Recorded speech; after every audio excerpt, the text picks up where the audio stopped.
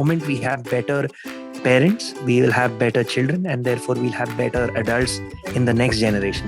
But nothing has been more satisfying than being my son's father.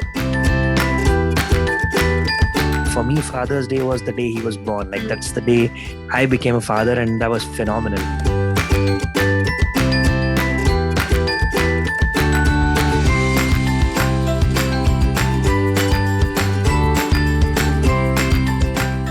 So for me, from day one, it was very important to be involved, because I don't think that it's the mother's job to take care of the son and the father comes, plays for a little while and it's like bye-bye kind of a thing. And fortunately, because of my work, I got to spend a lot more time with him.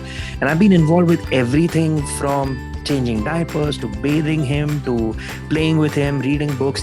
Music has been a very important aspect of our life always. That's the one thing that we spend a lot of time doing, listening to music.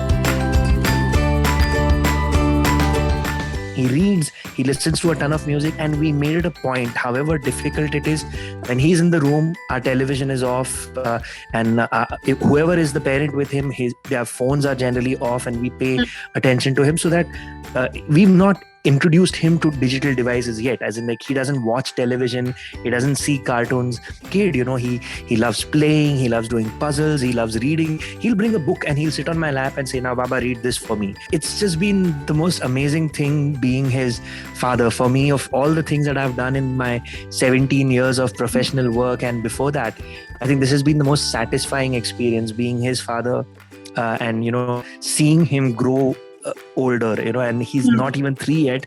I can't wait to see where we go from here. Old school way of living life where the mother does the mothering and the father is like the man of the house and all that bullshit, it's got to end. Only when kids are raised in a more understanding, open, friendly, loving environment are we going to be able to put good adults into the world. Where right now, when we look at our current young youth, the adults who are coming out, and we feel that there are so many problems, and that there is this there are issues about women, and women facing so much trouble from men and all of that.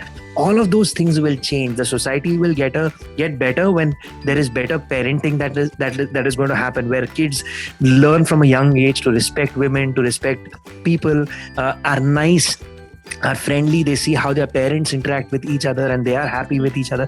When that happens is when we're going to be able to raise better people. I think for that to happen, he needs to see a balance that the dad is doing everything that the mom is doing as well. And it's not that, if he's a boy, he gets to do these things, and if he's a girl, he gets to do these things. We've just got better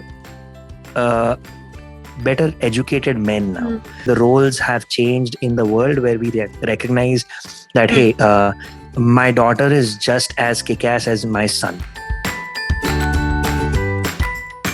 I love the feeling of my son being that close to me and holding him tight and, kissing him 100 times on his forehead.